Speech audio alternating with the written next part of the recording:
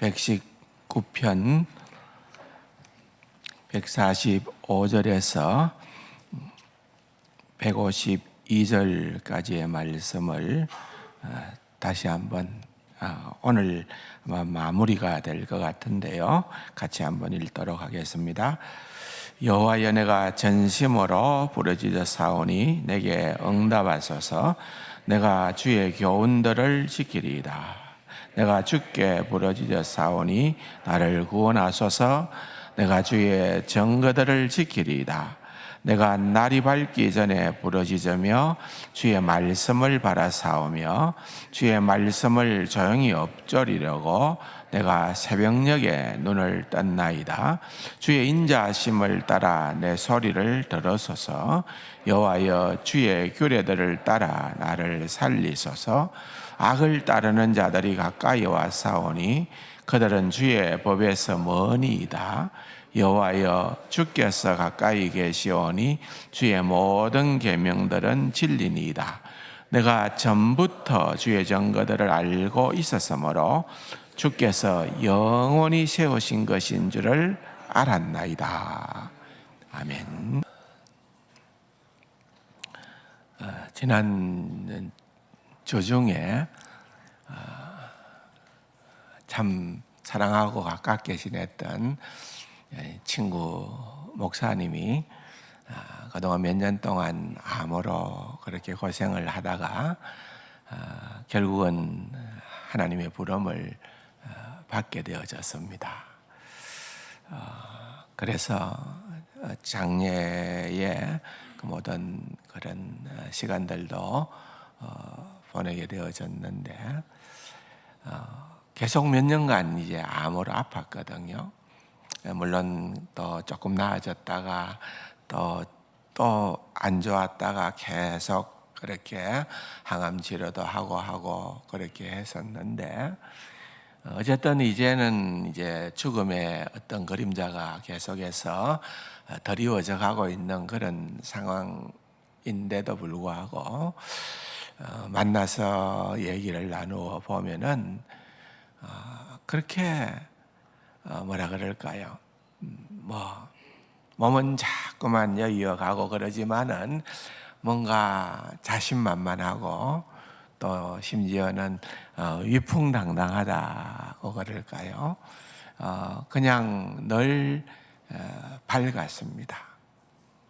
이렇게 내가 이따가 하나님께서 부르시면은 서게 되면 된다는 영생에 대한 구원에 대한 분명한 확신이 있었기 때문에 굉장히 만날 때마다 좀 많은 도전을 주는 그런 말과 태도를 볼 수 있어서 굉장히 참 좋았더랬습니다. 확신이라는 거가 그렇게 중요합니다. 여러분, 신앙생활을 하면서 영생에 대한 확신만 우리가 분명하다고 하면은 얼마나 좋겠습니까? 분명하죠.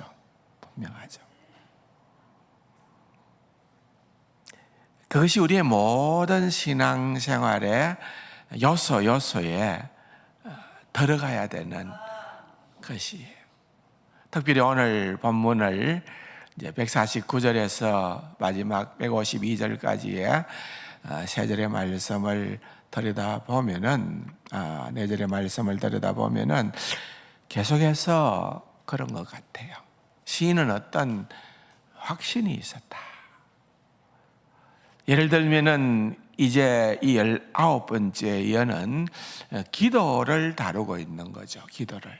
근데 기도가, 여러분, 우리가 하나님 앞에 기도를 드리는데 내가 하나님 앞에 이렇게 간구는 하는데 내가 울부짖기는 하는데 하나님이 듣지 않는 것 같다.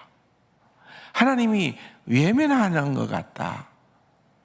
만약에 우리에게 그런 생각이 계속해서 떠나질 않는다고 하면은 기도가 얼마나 맥이 풀릴까요?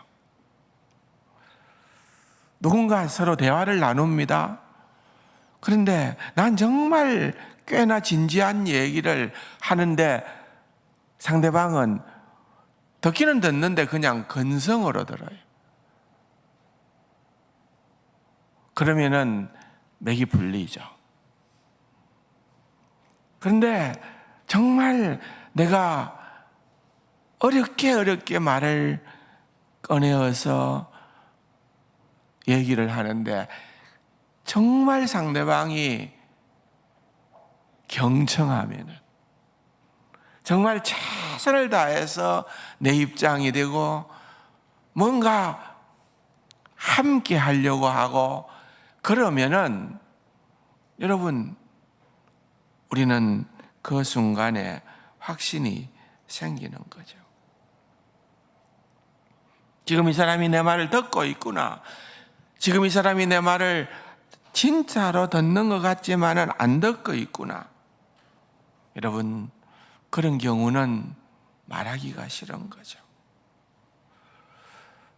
마찬가지로 내가 지금 절박한 상황 가운데에서 하나님께 기도를 하는데 내가 어떤 기도를 드리더라도 그 기도 한마디 한마디가 다 주님이 들으시구나 라고 하는 확신이 있지 않으면은 여러분, 우리가 어떻게 기도할 수가 있겠습니까? 우리가 기도를 할 때마다 생각해야 되는 것은 지금 주님이 내 기도를 듣고 계시잖아. 내 마음을 읽고 계시잖아. 내가 내 마음을 다 그렇게 온전히 표현하지 못할지라도 주님은 표현되지 않은 것까지도 다 읽고 계시잖아. 여러분, 그러한 분명한 확신이 있게 된다면은 기도하지 않을 이유가 있을까요? 기도를 멈출 이유가 있을까요? 내가 그냥 잠깐 한마디 기도하고 너무 많이 기도했어. 너무 오래 기도했어. 그렇지 않는 거죠. 근데 여러분, 이 확신은 그냥 내가 그렇게 생각한다고 자기가 자기한테 부여한다고 되어지는 확신일까요? 아니에요. 이 확신은 성령님이 주시는 거예요. 성령님이 주시는. 성령님께서 우리의 영과 더불어 함께 기도하고 있다는 것을 느끼더라고요.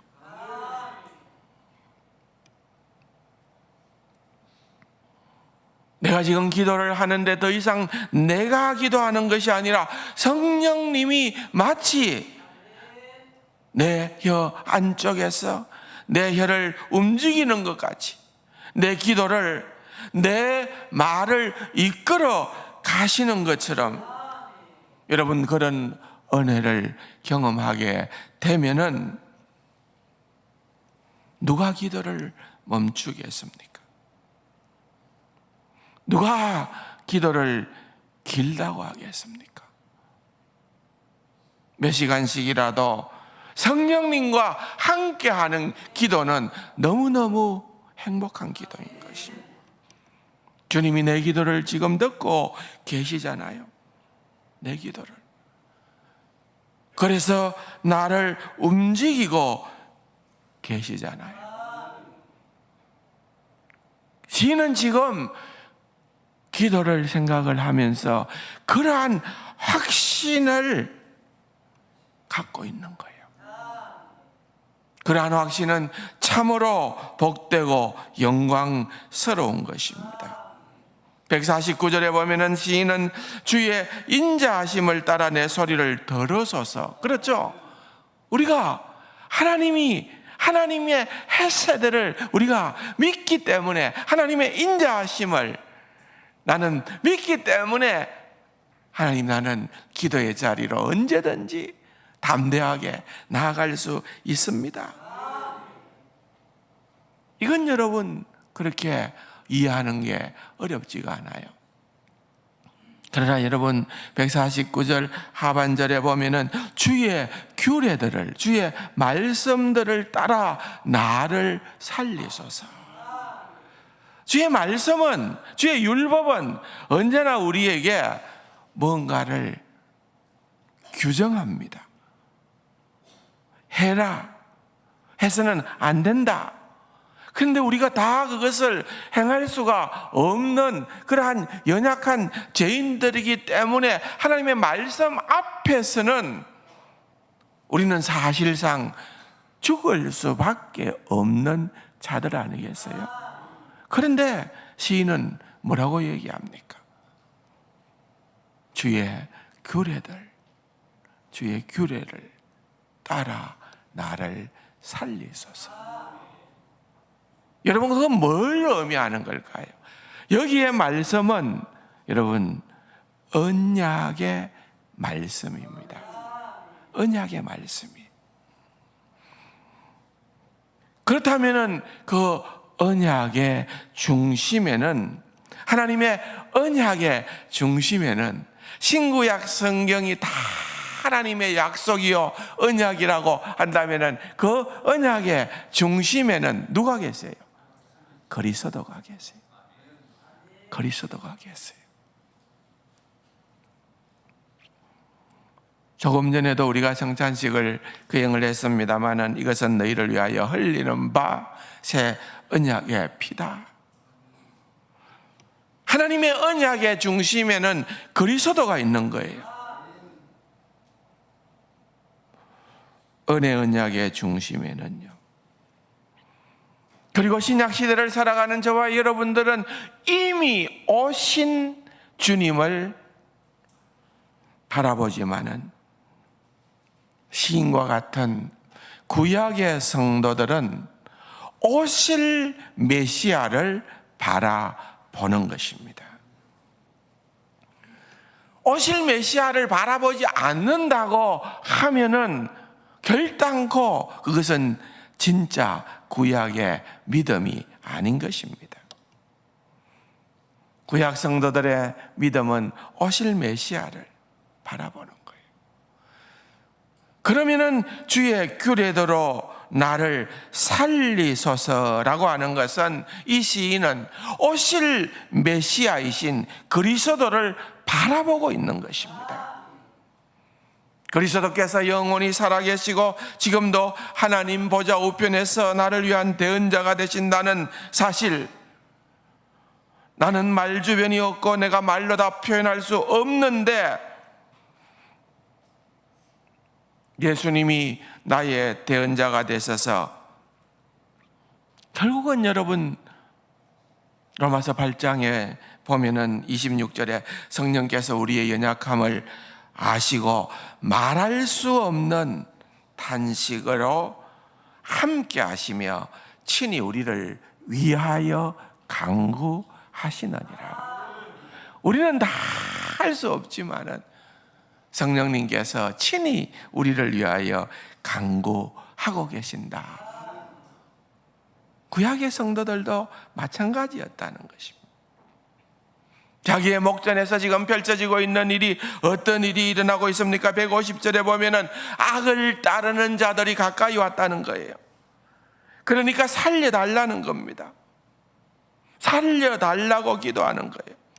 악을 따르는 자들이 가까이 왔으니, 조여오고 있으니, 여러분, 악을 따르는 자들의 특징이 뭡니까? 그들은 주의 법에서 머니이다. 악을 따르는 자들이 지금 나를 조여오고 있는데 이들의 특징은 하나님의 법에서 멀리 있는 자들이라는 거예요. 하나님의 법에서 멀리 있는 자들은 하나님과 가까이 있는 자들과 필연적으로 본능적으로 충돌하게끔 되어 있는 것입니다. 주님도 그런 말씀을 하셨습니다. 요한복음 15장 19절에 보면은 너희가 세상에 속했으면 세상이 자기의 것을 사랑할 것이나 너희는 세상에 속한 자가 아니요 도리어 내가 너희를 세상에서 택했기 때문에 세상이 너희를 미워한다. 그렇죠? 세상이 너희를 미워한다. 주님이 택했기 때문에. 악을 따르는 자들이 조여오고 있는 부인할 수 없는 그러한 현실에서 시인이 또 다른 부인할 수 없는 현실을 고백합니다. 그것이 151절입니다. 여호와여 주께서 가까이 계시오니 주의 모든 계명은 진리니이다. 여러분, 나를 해하려고 하는 자, 주의 법에서 먼 자들이 내 가까이에서 나를 조여오고 있는 줄로만 알았는데 그것이 아니라 주께서 더 가까이 계시더라. 주께서 가까이 계신다. 이것은 그냥 단순한 장소적인 개념이 아닙니다. 왜냐하면 주님은 어디에나 계시기 때문이죠. 여러분, 이것은 장소적 개념이라기보다는 주님의 개입을 의식하고 있는 거죠. 주님이 이 모든 일을 움직이시는 분이시구나. 지금 볼 수 없어도 보이지 않는 주님의 손이 움직이고 계신다는 거예요. 그렇다고 하면 그 모든 악인도 다 주님의 손 안에 있다는 거예요. 주권자 되시는 우리 주님, 그 주님이 개입하신다는 거예요. 주님이 주님의 뜻대로 하신다는 거예요. 그분이 가까이 계시니까 나에게 일어나고 있는 그 어떠한 일이라도 주 안에서 일어난다는 사실인 것입니다. 그런데 이것을 그냥 단순한 신비 체험으로 간주해서는 안 된다는 것입니다. 주님이 내게 가까이 계신다는 것을 어떤 신비로운 체험으로 생각을 해서는 안 된다는 거예요. 어떻게 해요? 그것은 신비 체험을 통해서가 아니라 주님이 가까이 계신다는 것은 말씀을 통해서 그렇다는 거예요. 그래서 주의 계명은 진리니라. 그렇게 말씀하고 있습니다. 주님의 약속을 믿지 않는다면 주님께서 가까이 계신다는 것을 자각할 수가 없습니다. 하나님의 약속은 무엇입니까? 우리가 어떠한 어려운 형편에, 우리가 어떠한 악의 형편에 처해 있다 하더라도 우리가 기도로 하나님 앞에 나아갈 때에 하나님께서 우리에게 심어주시는 확신은 내가 너와 함께 하마. 내가 너와 함께 하마. 내가 너와 같이 있어. 그것을 알기를 기뻐하시는 하나님이신 것입니다. 여러분, 우리는 우리의 자녀들이 어려움에 처할 때를 종종 알기는 합니다. 그러나 여러분, 우리는 전능자도 아니고 우리의 능력은 한계가 있기 때문에 우리는 그 모든 것들을 다 해결할 수가 없어요. 반면에 우리 하나님은 전능자 하나님이십니다. 그렇기 때문에 우리의 형편과 처지를 알고 계시고 그분이 우리와 함께 하신다는 그것은 그분이 우리의 모든 문제의 해결자가 되신다는 것입니다. 그러니까 기도라고 하는 것은 하나님의 임재를 깊이 체험하는 것입니다. 찰스 브리지스는 이런 말을 합니다. 19세기의 영국 교회의 현실을 바라보면서 이렇게 한탄합니다. 과거에 하나님께 사랑받은 자녀들 중에 하나님의 임재 의식이 없는 사람은 한 사람도 없었습니다.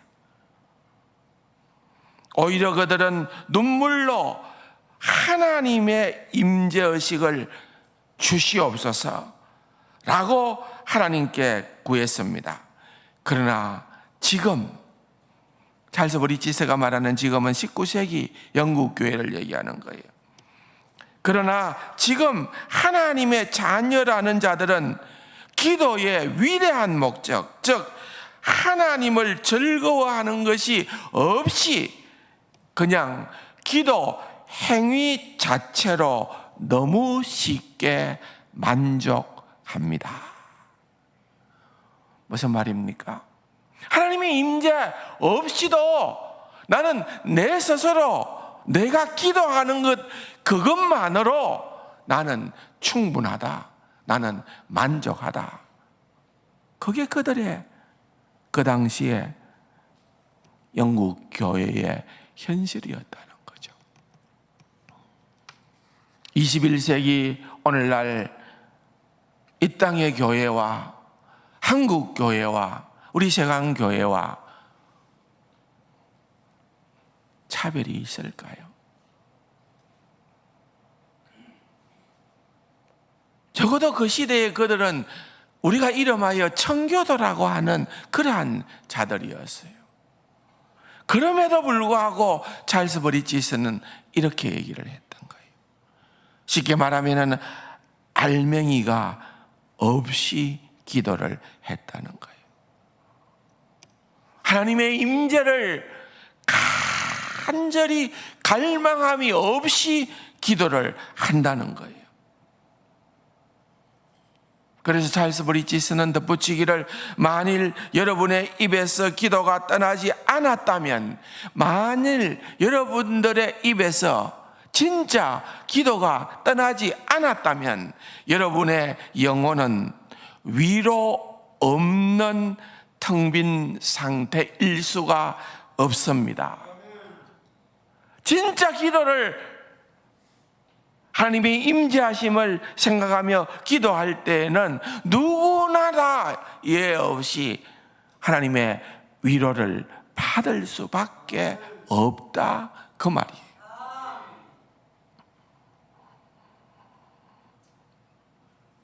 안타깝게도 너무나 많은 신자들이 영혼이 텅 빈 상태로 존재할 때가 많다는 것입니다.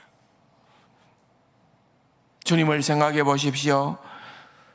주님은 십자가를 목전에 두고서 이런 말씀을 하셨습니다. 요한복음 16장 32절에 보라, 너희가 다 각각 제 곳으로 흩어지고 나를 혼자 둘 때가 오나니 그랬습니다. 언제 이야기를 합니까? 제자들과 함께 마지막 만찬을 먹을 때였어요. 그들 앞에 예수님이 계셨어요. 그런데 앞에 있는 제자들을 향하여 너희들이 다 나를 혼자 두고 떠날 것이다, 나를 배신하고 떠날 것이다 라고 말씀하시면서 그때가 벌써 왔도다. 그러나 내가 혼자 있는 것이 아니라 아버지께서 나와 함께 계시느니라. 악이 저여오고 있는 상황입니다. 예수님을 찾기 위하여 로마 군인들이 오고 있습니다. 그때가 왔도다. 제자들은 다 도망을 갈 것입니다. 그러나 주님이 뭐라고 말씀하십니까? 그러나 내가 혼자 있는 것이 아니라 아버지께서 나와 함께 계시느니라. 확신입니다. 확신. 일찍이 그 앞에도 주님은 요한복음 8장 29절에서 나를 보내신 이가 나와 함께 계시도다. 나는 항상 그가 기뻐하시는 일을 행함으로 나를 혼자 두지 아니하셨느니라. 주님은 이런 확신이 있었다는 거예요. 주님만일까요? 주님을 믿고 따르는 주님의 백성들도 이 확신을 동일하게 가져야 될 줄로 믿습니다. 요한복음 14장에 내가 너희를 고아와 같이 버려두지 아니하고 너희에게로 오리라. 우리를 고아와 같이 버려두지 않는다는 것입니다. 히브리서 13장 5절에도 돈을 사랑하지 말고 있는 바를 족한 줄로 알라. 그가 친히 말씀하시기를 내가 결코 너희를 버리지 아니하고 너희를 떠나지 아니하리라. 사랑하는 성도 여러분, 우리는 이 말씀을 굳게 잡아야 될 줄로 믿습니다. 너무나도 우리의 형편과 똑같은 처지에 시인은 시편 150절에서 악을 가까이 하는 자들이, 악을 따르는 자들이 가까운 거예요. 여러분, 오늘 우리가 살아가고 있는 이 시대에 돈의 압박, 이런저런 압박들이 조여오고 있습니다. 그러나 히브리서의 기자가 얘기한 것처럼 우리는 주님께서 우리와 함께 하신다는 거예요. 이 확신, 하나님의 약속을 믿는 이 확신을 결단코 놓쳐서는 안 된다는 것입니다. 시는 끝으로 152절에서 이렇게 고백을 합니다. 내가 전부터 주의 증거들을 알았으므로 그랬습니다. 주의 하나님의 말씀은 반석처럼 든든하다.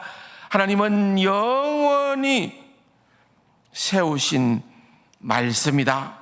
그래서 내 평생에 내가 의지할 수 있는 말씀이 여기에 있다. 이 약속, 이 하나님의 말씀이 내가 평생 살면서 놓치지 말아야 할 가장 중요한 것이다. 나는 이 말씀을 의지하여서 하나님께 부르짖을 것이다. 말씀하고 있는 거예요. 이 말씀을 통하여 나는 하나님이 내게 가까이 계신다는 것을 알고 하나님께 부르짖을 수 있다. 캄캄한 밤이 나를 둘러싸도 나는 하나님이 내게 가까이 계시기 때문에 거기서 빛을 보고 행할 것이다. 어떻게 이렇게 고백할 수 있을까요? 그것은 갑자기 그렇게 된 것이 아니라 평소 시인은 하나님의 말씀을 가까이 했기 때문입니다. 그것이 152절입니다. 내가 전부터 주의 증거들을 알았으므로. 내가 전부터 주의 증거들을 알았으므로. 갑자기 위기의 순간에 알게 된 것이 아니라 전부터 알았다는 것을 말하고 있는 것입니다. 그러므로 여러분, 우리의 믿음이 하나님의 말씀에 기초해야 한다는 것, 우리의 기도가 하나님의 약속에 기초해야 된다는 것, 너무나도 중요한 그러한 것이다. 깨달아야 됩니다. 하나님의 말씀은 어떤 역할을 합니까? 하나님의 약속은 우리를 하나님께 나아가게끔 합니다. 촉매가 됩니다. 그리고 기도의 불꽃이 일어나게 합니다. 점화를 하는 거죠. 우리의 심령에 기도의 점화를 하기 위해서는 점화 장치가 필요한데 그것이 다른 것이 아니라 하나님의 말씀이다. 하나님의 말씀이다. 어떠한 절박한 상황 가운데에서도 흔들리지 않고 이 말씀이 우리를 굳건히 세워주는 것입니다. 그러므로 때때로 여러분, 기도라고 하는 것은 우리가 뭐 드러내기 위해서 또는 남들이 보이는 데서 그렇게 자랑하기 위해서 하는 것이 아니라 우리의 인생에 때로는 가장 사각지역에 있는 것이 기도일 수도 있습니다. 또 그렇게 해야만 합니다. 그런데 여러분, 다윗의 생애에 있어서 가장 영광스러웠던 것은 다윗이 왕의 보좌에, 영광스러운 왕의 보좌에 앉았을 그때였을까요? 언제였을 것 같습니까? 다윗이 무릎 꿇고 하나님의 은혜의 보좌 앞으로 나아갔을 바로 그때가 다윗의 생애의 가장 아름다운 순간이었습니다. 사람들은 반대로 생각하기가 쉽습니다. 우리들도요. 그러나 여러분, 하나님의 은혜가 아니면은 결단코 나는 아무것도 할 수 없습니다. 결단코 나는 아무것도 아닙니다. 이 은혜의 보좌로, 기도의 자리로 나아가는 것이 바로 우리에게 최고의 태도다는 것을 오늘 본문을 통해서 다시 한 번 더 깨닫고 기도의 자리로 나아갈 수 있는 귀하고 복된 우리 세관 가족들이 다 될 수 있기를 주님의 이름으로 축원합니다. 다 같이 자리에서